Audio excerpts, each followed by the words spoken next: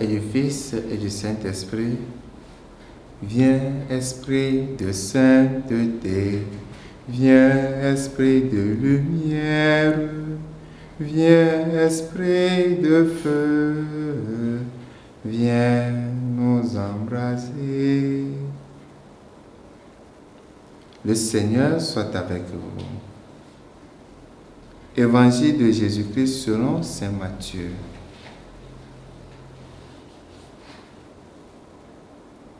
En ce temps-là, Jésus prit la parole et dit: Père, Seigneur du ciel et de la terre, je proclame ta louange.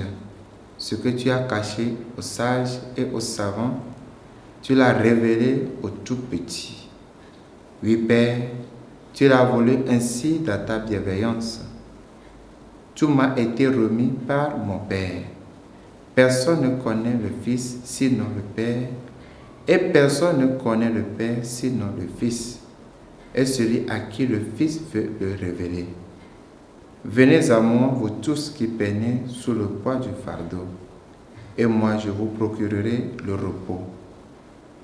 Prenez sur vous mon joug, devenez mes disciples, car je suis doux et humble de cœur, et vous trouverez le repos pour votre âme.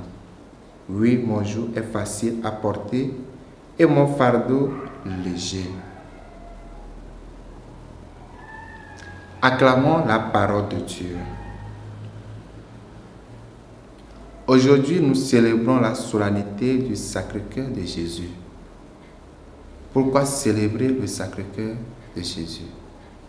Il faut noter que le cœur a toujours été associé à l'amour, à la tendresse. De même, dans sa prédication, Jésus montre que le cœur est aussi ce lieu privilégié de la rencontre avec Dieu, à condition, bien évidemment, que le cœur de l'homme soit ouvert comme celui de Dieu pour tous les hommes. L'amour de Dieu pour nous les hommes nous permet de dire que nous avons tous une place dans le cœur de Dieu et qu'il dépend de notre libre consentement, de notre oui. Ce oui qui nous conduit à nous laisser aimer par ce Dieu qui nous donne le salut et la vie éternelle.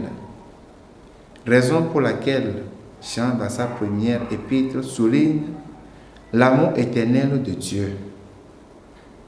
Dieu, dit-il, est amour, et cet amour a été manifesté envers nous en ce qu'il a donné son Fils unique pour que nous vivons par lui. La preuve, c'est que Dieu a donné son Fils afin que nous vivions. Ainsi, celui qui aime est né de Dieu, participe à sa nature.